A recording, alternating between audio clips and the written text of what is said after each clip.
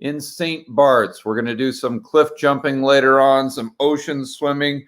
I'm all set and ready to go. As a reminder for all of you who want to check out Rebel Capitalist Pro, I've got Gene, the guy that's in charge of my digital marketing stuff. He's got a super awesome promotion going on. It's $1 for a week-long trial, if my memory serves me right.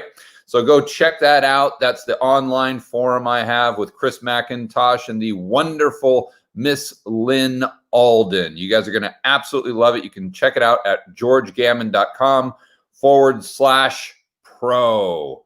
But let's get right into the questions. That's what everyone is here for. And make sure, guys, that when you do have a question, you need to submit it to the live stream. Start with question in all capital letters. And that helps me see it when the live stream gets pretty quick here. So let me go to the top and pull a random question here. Let's see. Question. I think IYPO. I'm not down with the acronyms. I think that's in your personal opinion, or maybe in my professional opinion. I don't know. We'll say in your personal opinion. Can the inflation policy path central banks have taken be stopped politically, or are too many people in the financial position that depend on inflation for success? Well, I don't think it's going to be stopped politically, because politically, there's no one more in favor of inflation than politicians, because it reduces the amount of their debt burden, because they can pay the debt back with cheaper dollars, assuming that they're getting more tax receipts. That's one thing that people don't really think about. They say, well, if we get inflation, then that's good because the government pays it back with cheaper dollars, just like I just said. But they forget that the inflation doesn't do the government any good. It doesn't do any debtor really good at all if their source of income isn't increasing. So I won't get off on a tangent too much here, but you can envision a situation. I've gone over it in whiteboards or in whiteboard videos where the government, although we do have inflation, call it 5-10% inflation, their receipts actually go down. So my point is, just because we get consumer price inflation, it doesn't necessarily mean that the burden of debt, the 26, probably 27 trillion now, the burden goes down or gets easier to bear, easier to pay. So my short answer there is I don't think it's going to be stopped by politicians, because they want it more than anyone else.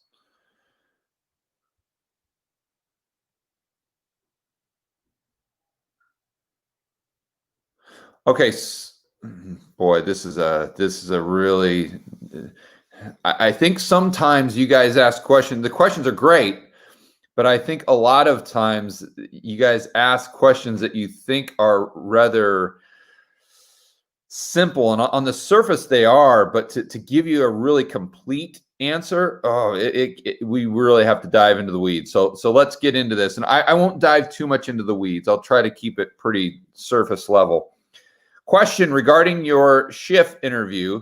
You and Schiff suggested the Fed money printing, quote unquote, causes the stock market to go higher. Can you explain the mechanism for how Fed causes the increase? So first and foremost, and I might have I don't know if Peter sees it this way. I think he does, but I haven't asked him this question specifically. But the way I see it is the Fed doesn't cause the stock market to go up. The Fed can't do that. It could in the future if it starts to buy, if it went in and bought stocks, which I'm not going to put it past them. But what they've done in the past as far as quantitative easing doesn't have a direct effect on the stock market. Indirectly, obviously it does. So you've got two components there. Number one is you're adding balance sheet capacity to the commercial banking system potentially, and that's a whole another rabbit hole. There's some super smart people that would say that you're not, but from my standpoint, as far as my opinion right now, It's going to give the banks more capacity to loan, right? Because they're getting reserves which they can lend against. Therefore, technically, they can create more loans if they wanted to. And so if they have more balance sheet capacity, then they can extend loans or extend purchasing power to hedge funds and financial institutions to go in there and buy the stocks, which makes the market go up. So it's this, it's like a two-pronged approach. Number one, you're adding balance sheet capacity. Number two, the Fed has just psychologically trained the market. It's like this Pavlovian response that when they do QE, that's a Fed put. So you got to go long. You've got to buy stocks. So when they've got this, and a lot of people think that the Fed, there's a direct correlation, and a lot of people that manage quite a bit of money. So if you've got this Pavlovian response, plus you're giving additional balance sheet capacity for the primary dealer banks and the banks under the Fed's umbrella to create more loans to these financial institutions and hedge funds to go in and buy financial assets, then you get financial assets going up. But it wasn't a direct result of the Fed doing anything, right? So if the banks didn't use that balance sheet capacity, and if the hedge funds and the financial institutions didn't believe there was a Fed put or a government put or whatever, then whatever the Fed could take their balance sheet to a quadrillion, and it wouldn't necessarily do anything. So it really all depends. It's still they're reliant, the Fed, they reliant on a third party in order to make that happen. So and whether that third party is the government or a commercial bank or the players within the financial system itself. Okay, next question. Do you believe it is possible the Fed can move everyone into their digital currency before the bubbles pop and avoid any chance of our market collapse? Well, they're never going to avoid any chance. That's there's always a chance. Now, what probability? That's a different question, but there's always going to be a chance of the market collapsing.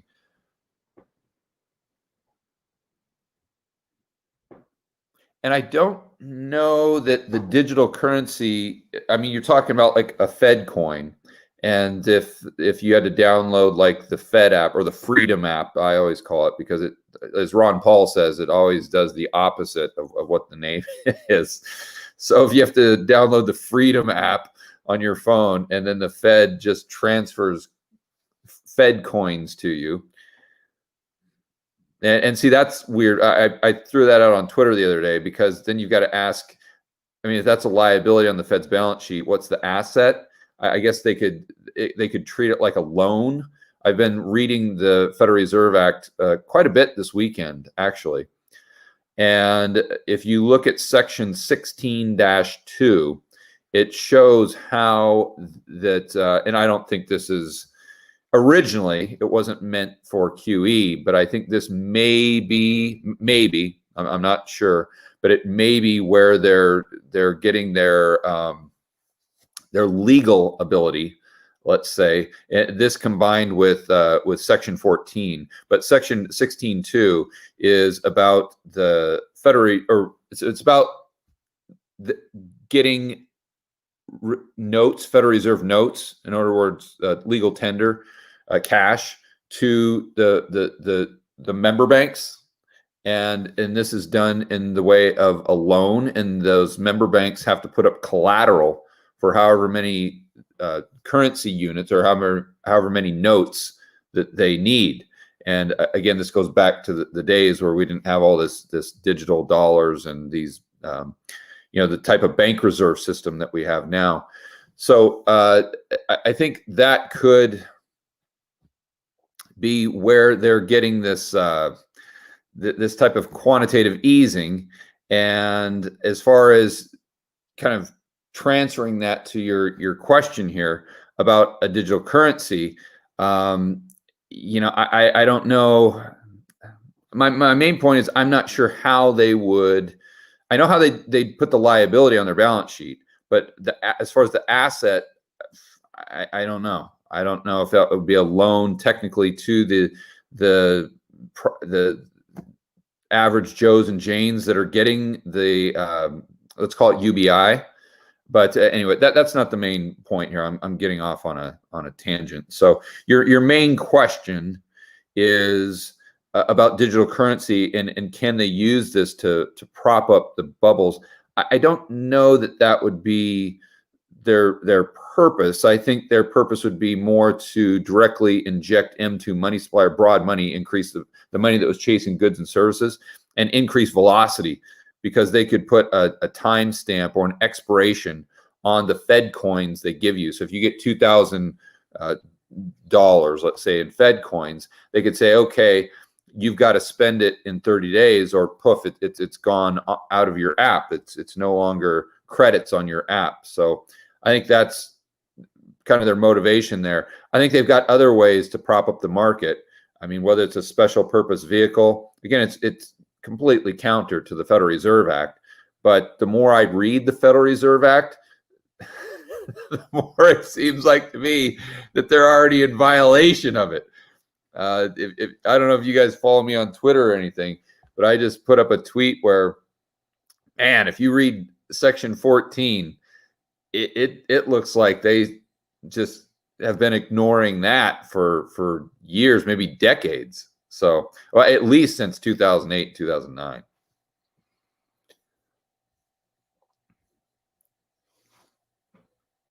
Okay, so when talking about your 10-80-10 insurance income speculation allocation, do you count cash as insurance, or I leave it out altogether? Yeah, I just I don't include the cash in there. Just the way I separate it in my mind, it's a completely separate line item. It's just what I have invested.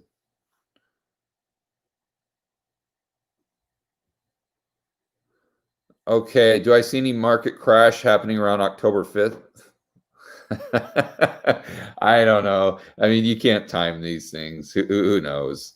I think there's a great argument for the stock market just continue to go up and just have a blow off top.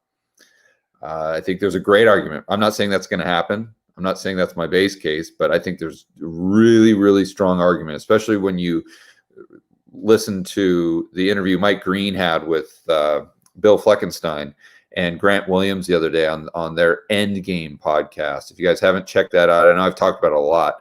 You definitely should, because it shows how the markets are really being manipulated right now. Manipulated might be a strong word, but how the markets are being pushed in one direction that they most likely wouldn't go because of these passive flows, because they don't have any decision-making process other than if they have $1 come into the fund, they have to take that dollar and they have to buy the index. They have to buy whatever is in their basket of assets that the person that gave them the money is trying to get exposure to. So where an active manager would sit there and say, okay, what's the price? What are the fundamentals? What are the technicals? There's none of that decision-making process at all. So you have the market getting increasingly distorted, I think is the best way to say it. The higher percentage of assets that goes from active into passive. And at the beginning of 2000, I mean, we were like 10% in passive funds. Now we're almost 50%. It's a big deal. And as we get closer to 100, according to Mike Green, you're going to see wild volatility. And I'm actually going to interview Mike this Friday, September 4th. So stay tuned for that.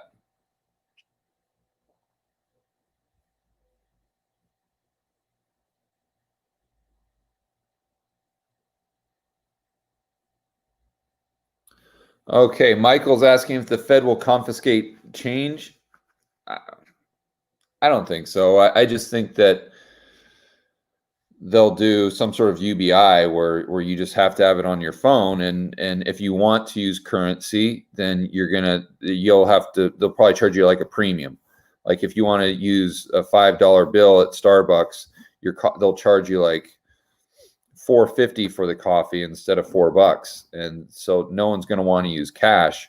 So they're just going to exchange their cash for Fed coins because they don't want to pay the premium. I think that's probably how they'd work cash out of the system. Or, I mean, maybe it has something to do with the cerveza sickness where they just, I mean, fortunately, it hasn't got to this point yet, but where they just say you can't use cash anymore because it's dangerous. You know, you transfer the virus or something like that.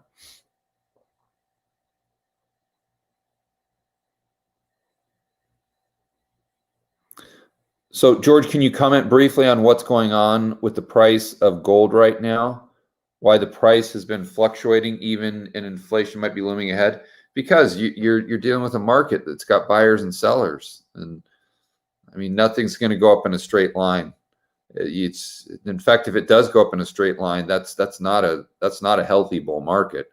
That's when you get a parabolic chart, that's not sustainable most of the time. So it's just you got different opinions. You've got people that want to, and then you've got liquidity issues. I mean, everyone that sells gold isn't necessarily selling gold just because they think the price is going to go down. A lot of people sell it for who knows. Who knows? I mean, maybe they get a divorce and they got to give their wife or husband half of their assets, so there's a forced liquidation. I mean, honestly, you never know why people sell stuff. It isn't necessarily because they think the price is going down, and they might need the liquidity. They might have just had it as a hedge. I mean, who knows? So that's just normal. I mean, in a bull market, in anything, not just gold, it's going to go up, it's going to go down, down, down. It's going to go up, up, up, up, up, then down, down, down, up, up, up, up, up. It just goes over the span of 2 or 3 years. It just has a lot more up days than down days, and it on net balance it goes up more. So I really wouldn't focus too much on just the price action.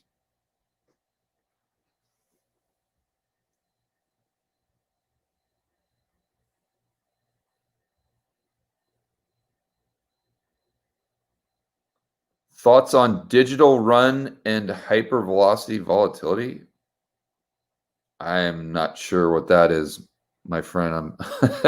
Thoughts on digital run and hypervelocity vol. I mean, I think we could have some wild volatility in the future. But I don't know that that's your question.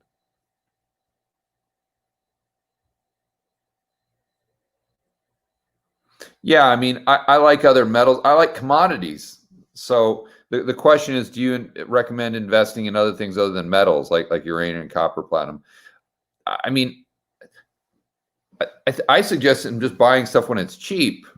And uranium and copper, I think, are pretty darn cheap when you look at a chart of them historically adjusted for inflation. So, not that you can buy the direct asset, you can't go out and buy a bag of uranium. Not that I know of. Maybe at Home Depot sells them.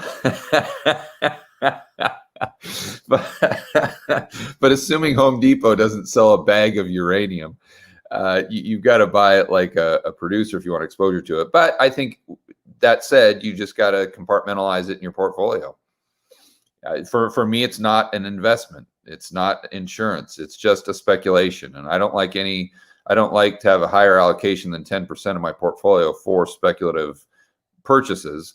So whether it's uranium, copper, platinum, it even silver, the miners, they're all speculations to me. The only thing that's insurance there would be gold.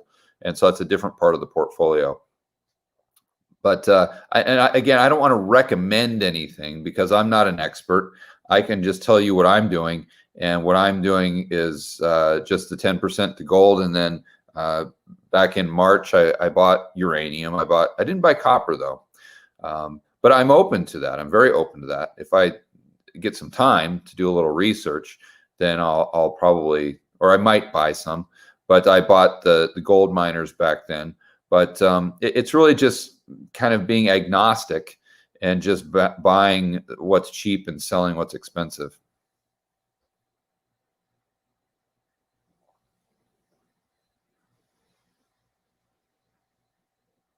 The question is, when am I going to get Richard Werner on the podcast? I've asked him several times, and he knows. I at mention him on Twitter, and I just tell people, I say, Richard has an open invitation to be interviewed or to come on the show, the Rebel Capital show, whenever he wants. And he always, acknowledges that by liking it or whatever. So he knows that he's got an open invitation. I don't want to bother the guy, really. It's if he'll come on when he wants to come on, and would the podcast be 3 hours long? Probably. I mean, if he's open to it, I could talk to him all day long. So hopefully, maybe he'll be a little more receptive to it once we get to the 250,000 mark with the subscribers. I think we're at about 175,000 right now. So maybe if I can continue to grow the subscriber base, then that will give me some access to some other people that I might not have had the opportunity to interview, and Richard might fall into that category.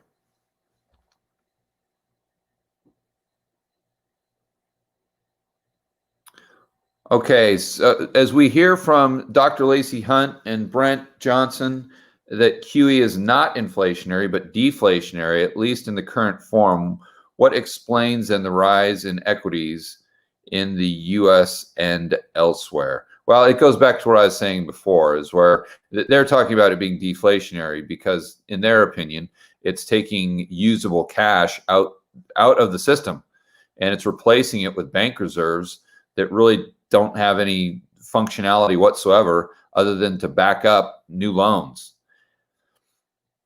That's their opinion. There are different opinions. Lynn has a different opinion, and these people are way smarter than I am. That's for sure. The only thing I can do is explain each of their angles and how they see things.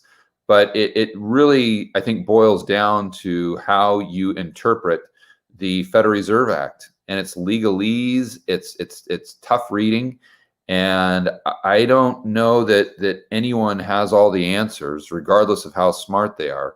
So I would encourage you to read, everything Brent's saying about it. Obviously, listen to Dr.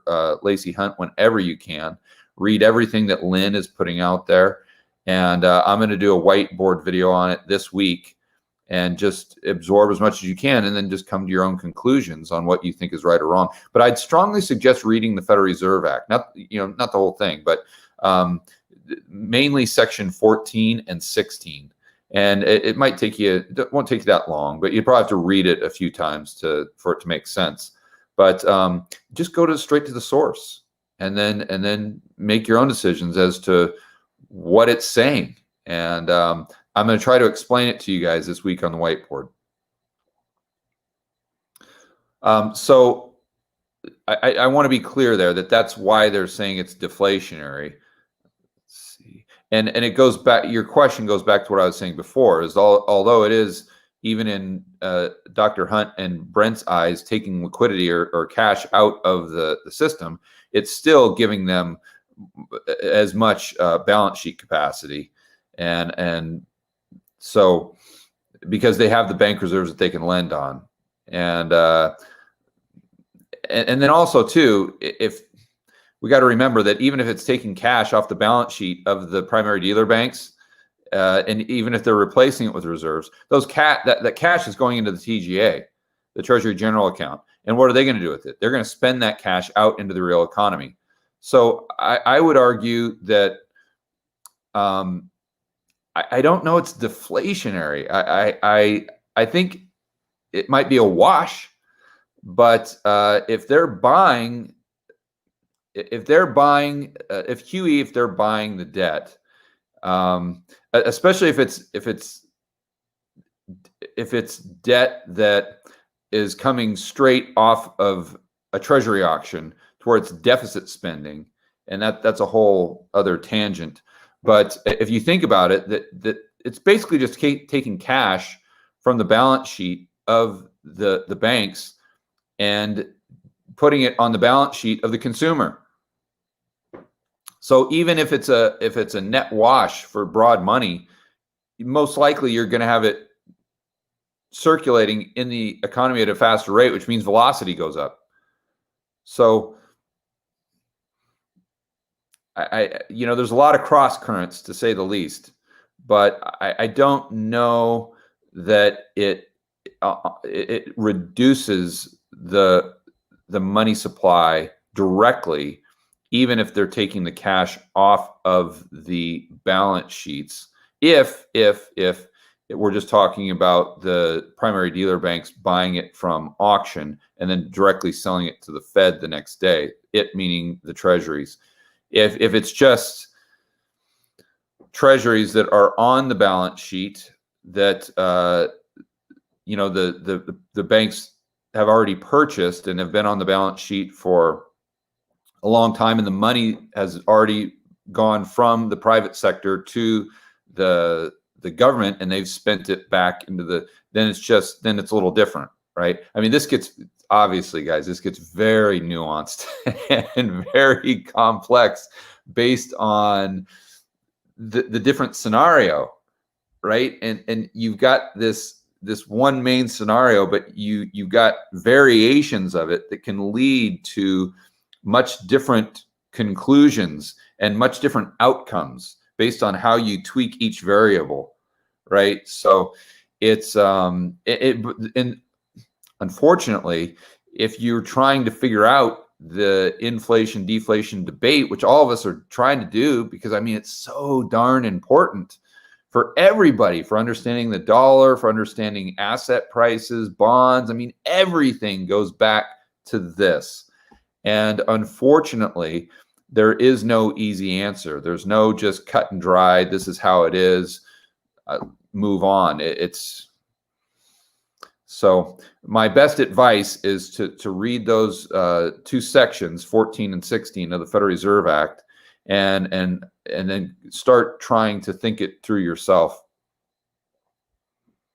And then watch my whiteboard video this week, because I'm really going to try to do my very, very best to outline it, everyone's position, in a way that is super, super easy to understand.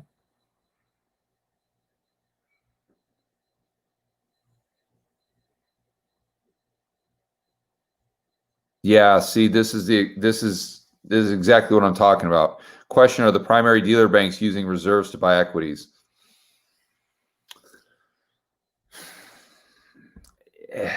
It's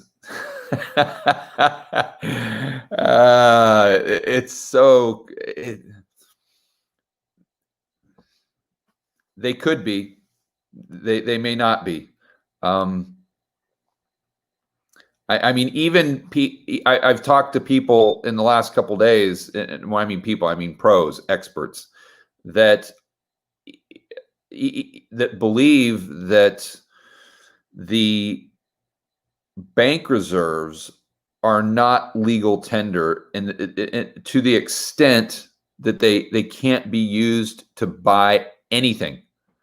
So what makes this even more complicated is you've got camps of individuals that believe that these bank reserves can't be used at all, or aren't quote unquote dollars. They're not cash.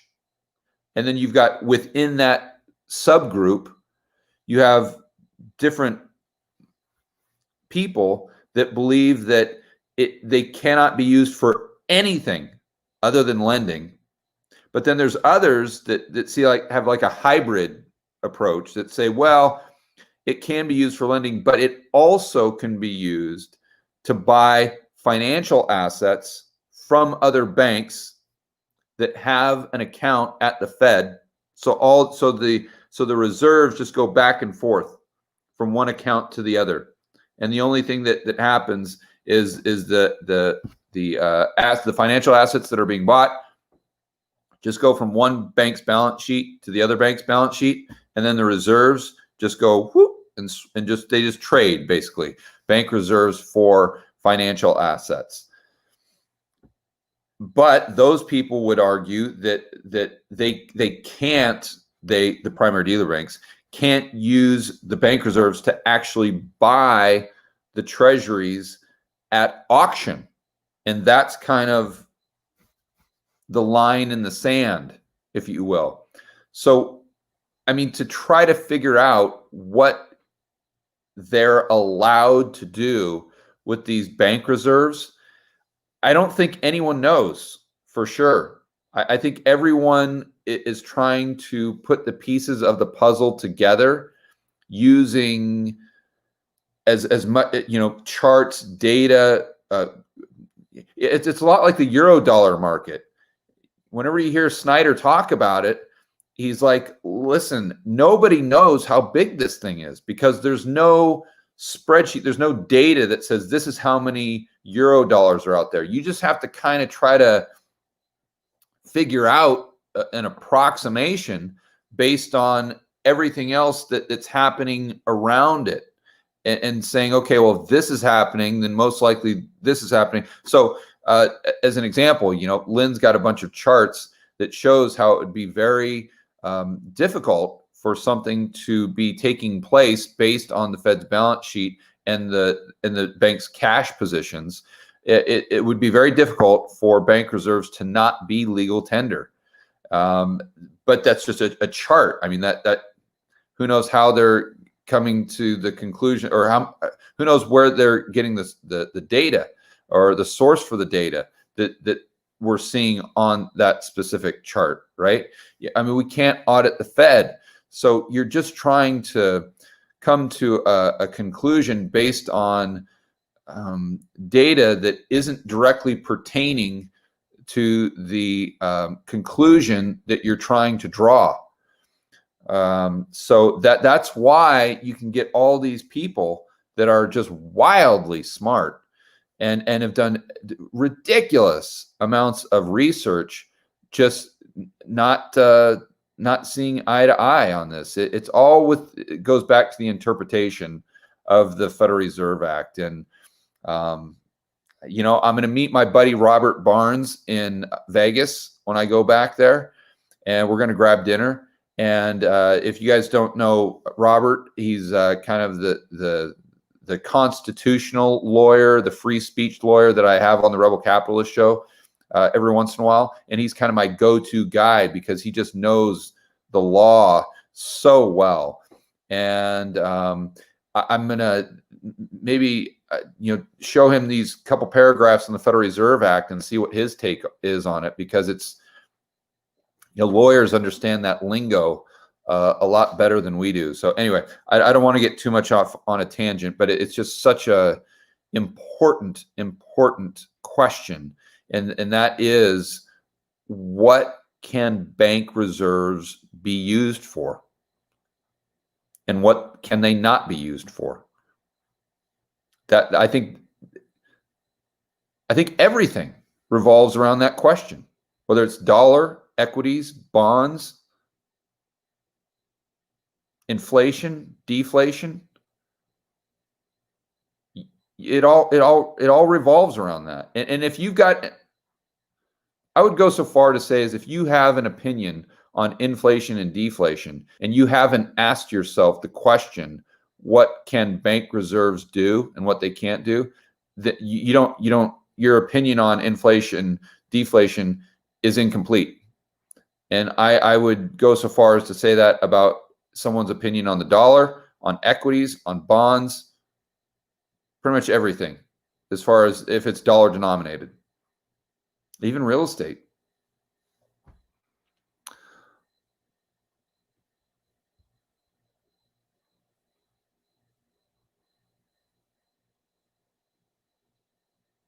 I mean, here's Chris is asking a similar question. Hypothetically speaking, if the Fed can write its own rules, why wouldn't they inflate?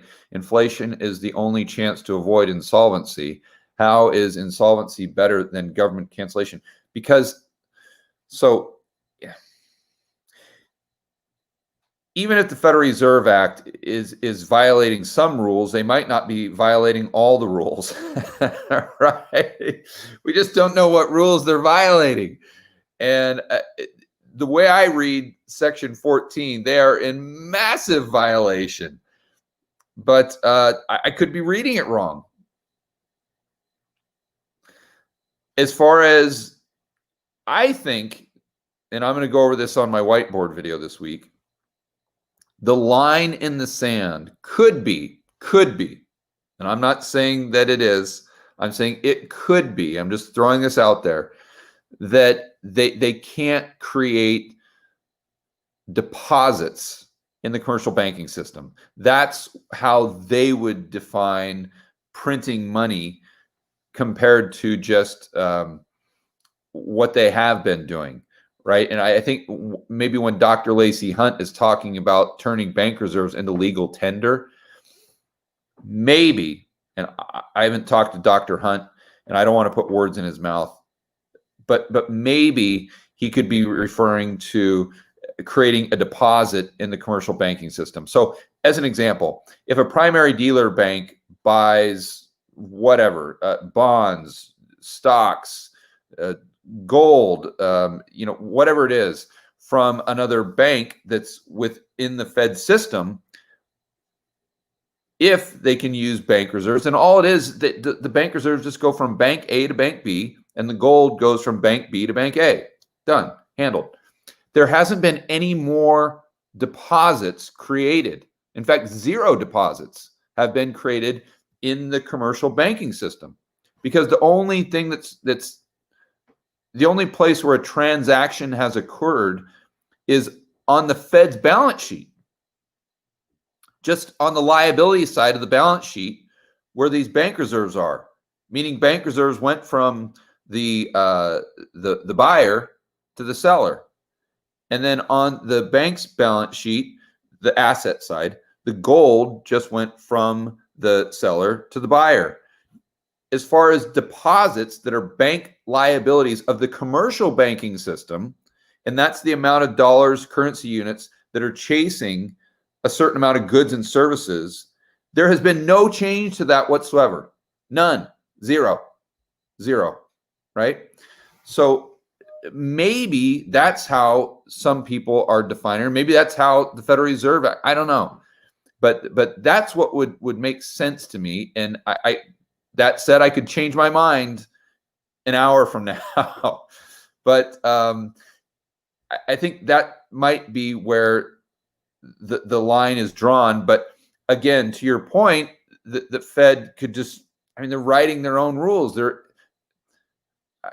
There's certain parts of the Federal Reserve Act that I think they're totally ignoring. And you say, well, the spirit of the act. Well, how are they sticking by the spirit of the act when they're out there setting up special purpose vehicles to buy junk debt? Does that coincide with the spirit? I don't think so. I don't think so at all. So I don't think there's an argument where you could say, I think the Federal Reserve is abiding by not only all of the guidelines, but also the spirit of the Federal Reserve Act by what they've been doing since March.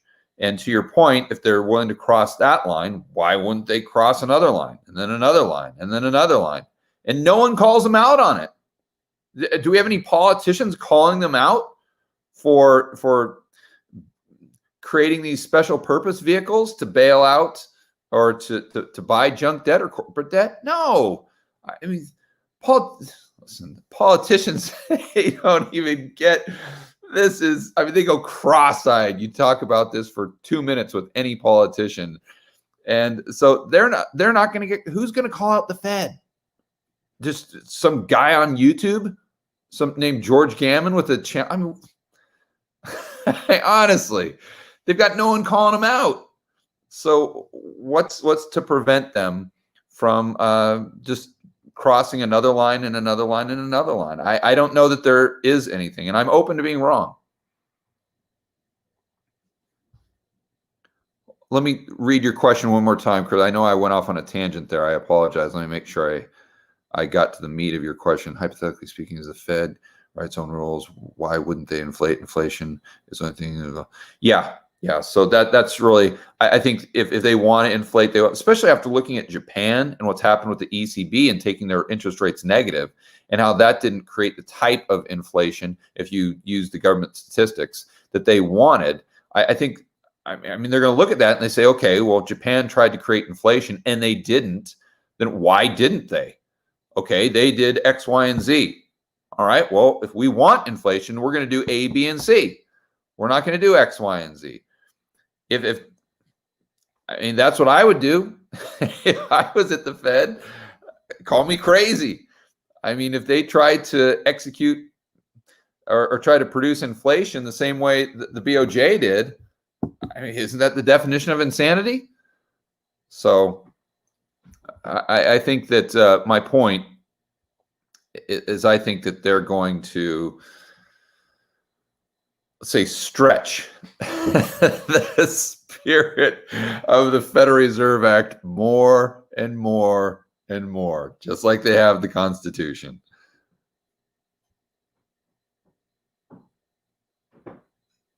Yeah, see, this is a great point. Gary asked, how long do you think it will be before we start seeing carnage in the streets of America, aka homeless wave after all the evictions, foreclosures? Do you anticipate social unrest coming?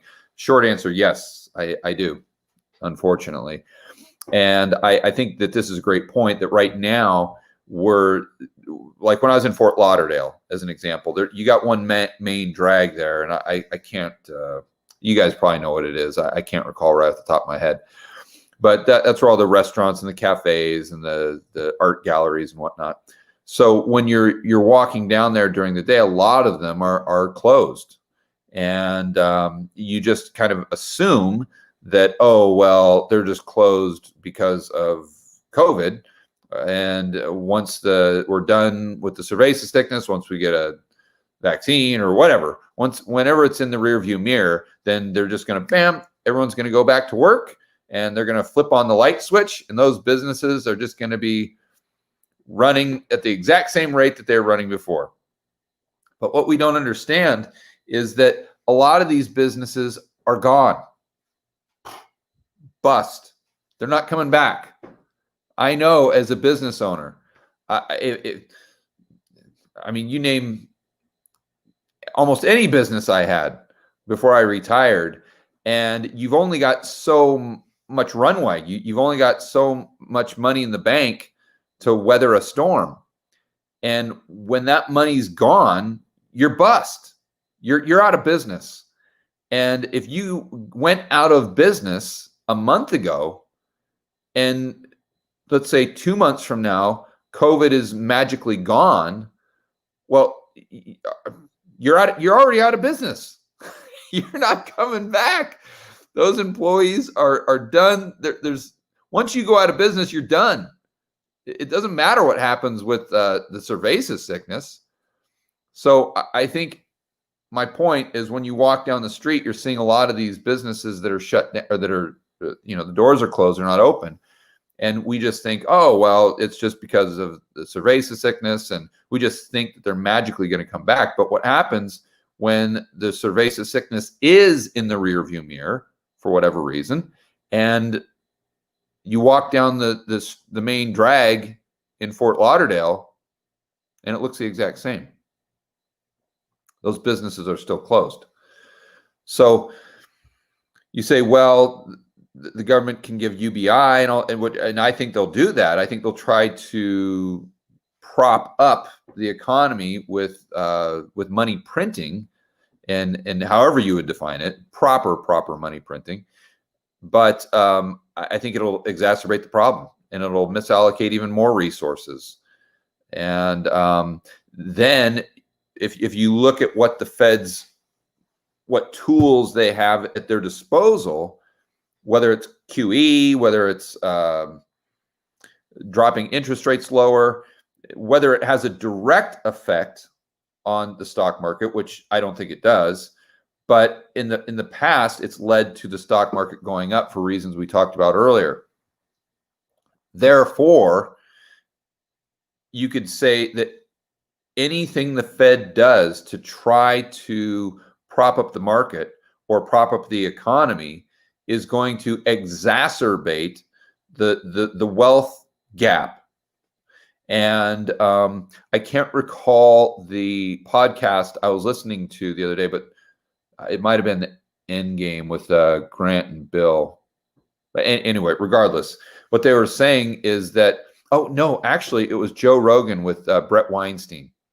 And that's where I heard it. And Brett has done quite a bit of research on it. And he said that what's interesting about social unrest is historically it hasn't been strictly based on the standard of living of those at the bottom end of the economic spectrum. So in other words, it's not solely a result of how well the poor are doing or how poorly they're doing, right? Really what it's more about is the gap. So if you have poor people, quote unquote poor, that are actually doing very well, relatively speaking, maybe to other countries. And I'm not saying that the poor people in the United States, they should be glad that they're not in Africa. I'm not saying that at all. What I am saying is that it's not so much about the standard of living of those at the bottom, but it's about the gap, right? So even if we can think of this hypothetical world where even the poorest people in the United States were making $100,000 a year, and let's say in today's dollars, so they had a substantial amount of purchasing power. If the wealth gap was even greater than it is today, by what Brett was saying, the social unrest would be even greater. So you think about that in the context or through the lens of the tools that the Fed has at their disposal. And I don't know how you come to a conclusion that the social unrest in the United States is going to get better. I don't know how you can connect those dots. And I hope I'm wrong. And I would love to hear an argument, a rational argument that that has another opinion that social unrest is going to get better. It's going to. I just don't see it happening.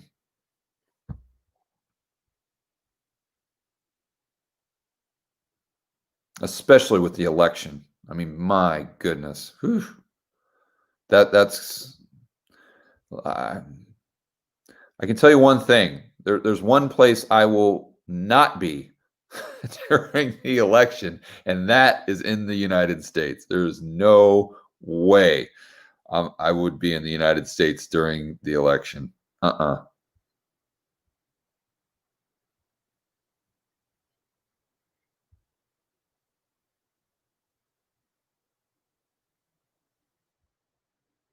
Yeah, this is interesting. Sean is asking, or what's my time here, guys? I got to be really cognizant of the time.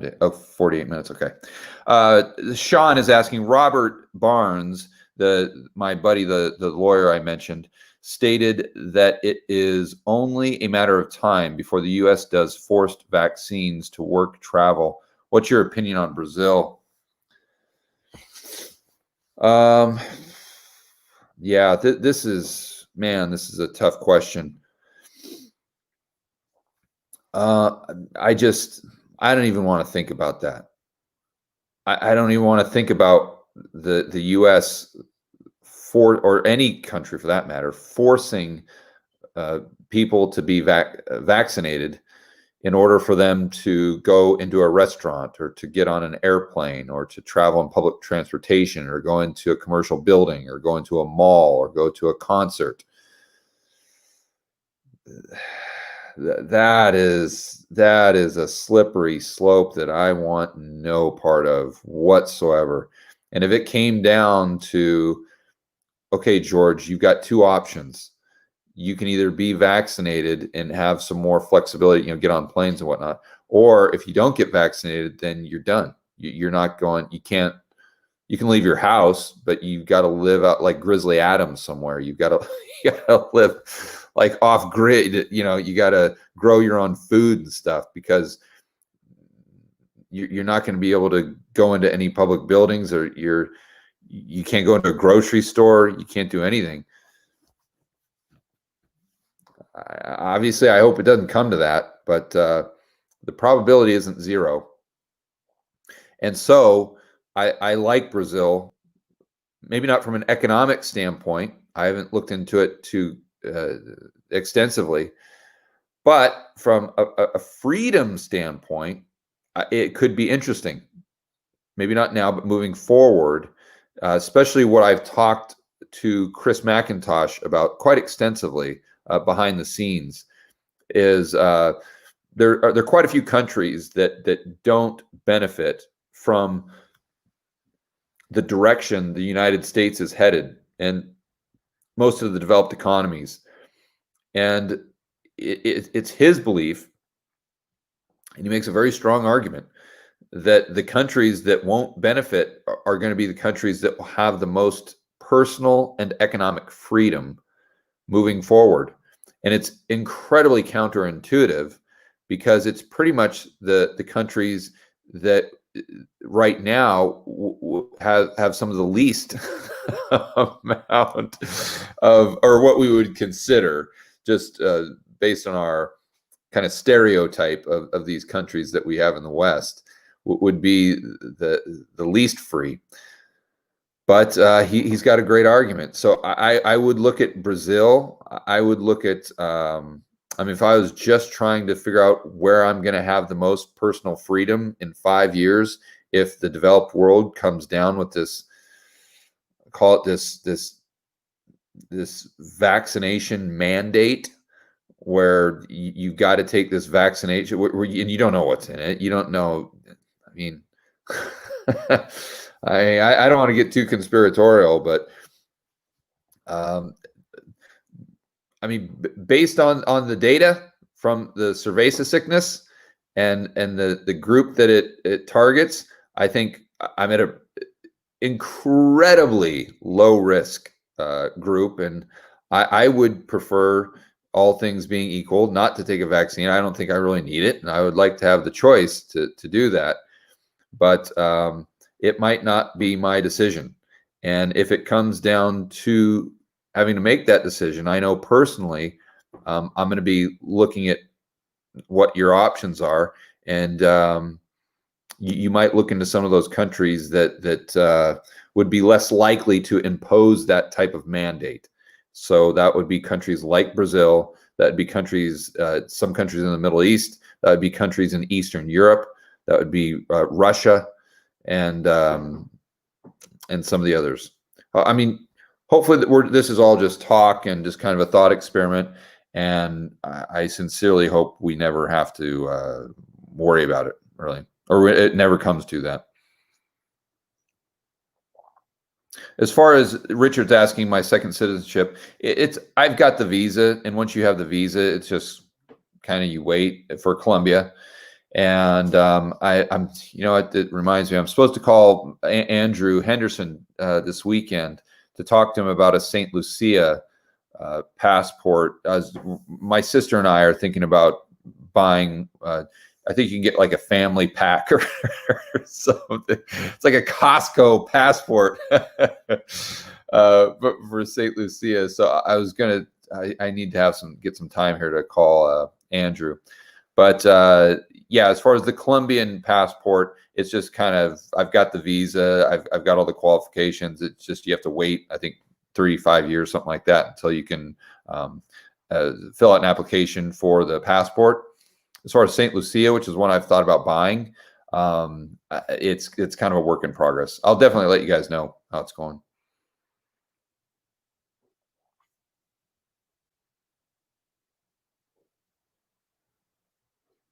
Oh, Jerry's asking a great question. What non-subscription real estate resources would you recommend for new investor to educate themselves before committing capital? In short, how did you learn? Thank you. Podcasts. And obviously, I'm going to recommend my really good buddy, Jason Hartman, just the Creating Wealth show. I think that's a fantastic source of information. I would also suggest going online and looking at Bigger Pockets. It's an online forum that you can participate. It's totally free of charge. I think they've got maybe like a premium membership though, but just being a free member of the community, you get access to, I think, pretty much everything you need, especially if you're just trying to learn. So it's like one of these online forums. It's kind of like Rebel Capitalist Pro, where you can start like your own thread and people have questions and you've got pros that go in there and answer it. You can get like badges and stuff, but that's a great source of information for a newbie online. So I'd start there, and then the Real Estate Guys. That's a podcast I used to listen to quite a bit. They were pretty good, and so Hartman Real Estate. I think Bigger Pockets actually has a podcast as well. So I would start there.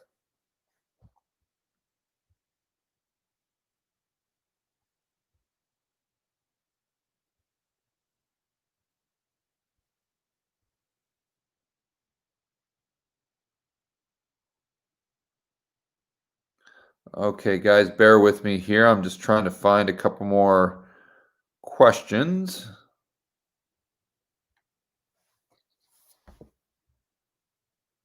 When will I interview Steve Van Meter? Done. I interviewed Steve on Friday.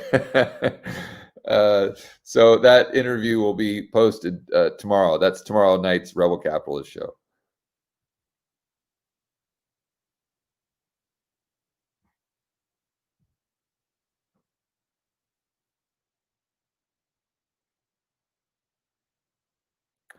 Oh, it's moving fast. Okay, so Puerto Rico, will the U.S. government change tax benefits and make PR less friendly to being a place to escape mainland U.S.? I don't know that that's up to the United States government. Unless they change the kind of law that governs the relationship they have with Puerto Rico. I think that would be more of a Puerto Rican thing. I think your biggest risk there, Paul, is if Puerto Rico becomes a state, then you're done. Then the way I understand it, and I could be wrong, but the way I understand it, if they were to be the 51st state, Act 20 and 22 is poof, bye-bye. But the reason number one, that would take a while. And number two, I mean, if you're making a significant amount of money and you're paying $200, $300, $400, $500 a year in tax, I mean, so what? So you get the advantage for, let's say, 4 years before they become a state. Who cares? I mean, okay, so you didn't get it for 25 years or 30 years or the rest of your life. It doesn't matter. You still just saved $2 million. So, I mean, it's not like they can retroactively tax you for the past 4 or 5 years. So that's why I don't really see the downside to Puerto Rico at all. If you're someone who has that type of business or you have those types of capital gains. So I don't really worry too much about, oh my gosh, is this going to be there forever? Because even if it's not, for me, it's still a fantastic deal for however long it does last. Okay, let's get one more question here.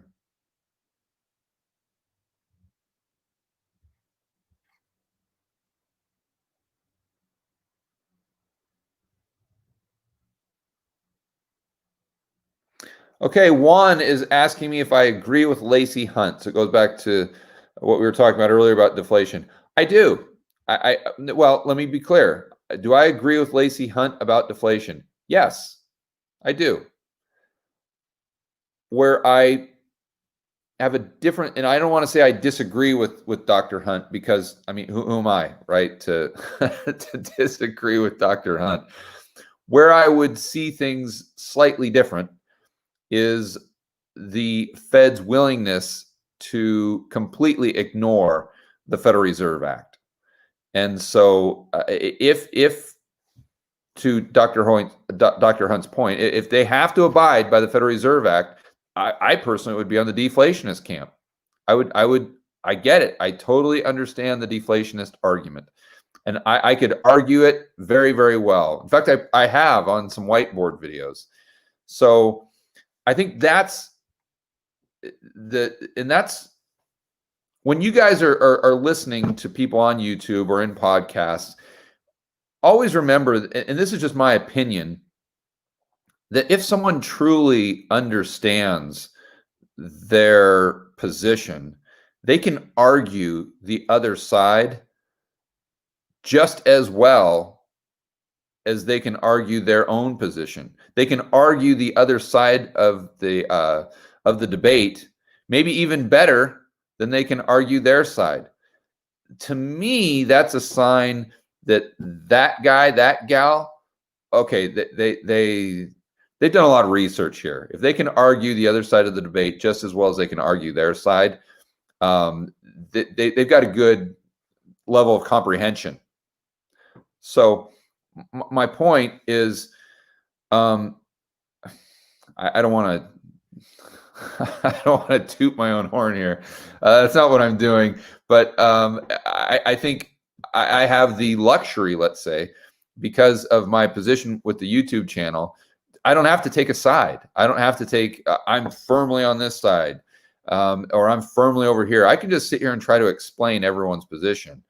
Now, again, it's not that I totally agree with Dr. Hunt that if the Fed has to abide by the Federal Reserve Act, that would be most likely deflationary.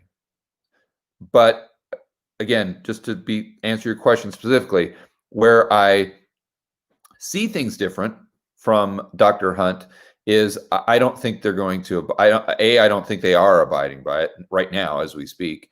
And B, I don't think they'll abide by it in the future. I think they'll totally ignore it. And therefore, I agree again with Dr. Lacey Hunt, not about deflation, but about inflation. Because if you listen to Dr. Hunt, he'll argue for inflation just as well as he argues for deflation. But the line in the sand for him is the Fed being able to use bank reserves as legal tender.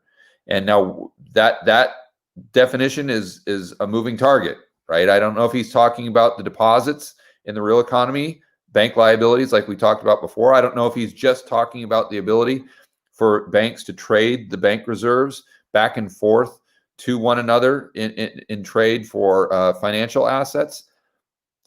I'm not sure. But so I agree with him on deflation. I agree with him on inflation about how it would play out.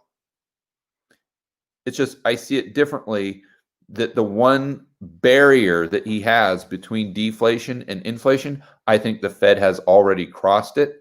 And I think that they're going to be more than willing to cross it in the future. Okay, guys, I got to get some lunch and get off to another live stream in Rebel Capitalist Pro to answer some member questions. So if you guys haven't, make sure you check out Rebel Capitalist Pro. That's the online forum I have with research from Lynn Alden, Chris McIntosh. We do live streams over there. It's an online community, very similar to Bigger Pockets, where you can go in there and participate. Of course, my community is 10 times better than Bigger Pockets, but you'll see that when you get over there. Go to georgegammon.com/pro. Gene has set up a 1-week trial for $1. You can't beat it. And we'll see you in the forums over there. Now, I want to give some shout outs to everyone that has been here to the end of the live stream. We had, I think, almost 1,200 people today at one point. So thanks a lot, guys. Arthur, where did Arthur go? There he is, Arthur Martinez. Hey, Arthur is here on the live stream. He's here every live stream, and he's going to be there in Rebel Capitalist Pro on that live stream. Always very active. Thank you so much. Thank you so much, Arthur. I appreciate it. And Hi Viz Capitalist, he's another one we answered. He actually had a YouTube question that was really cool the other night, and he's also someone that's always in these live streams and over in Rebel Capitalist Pro.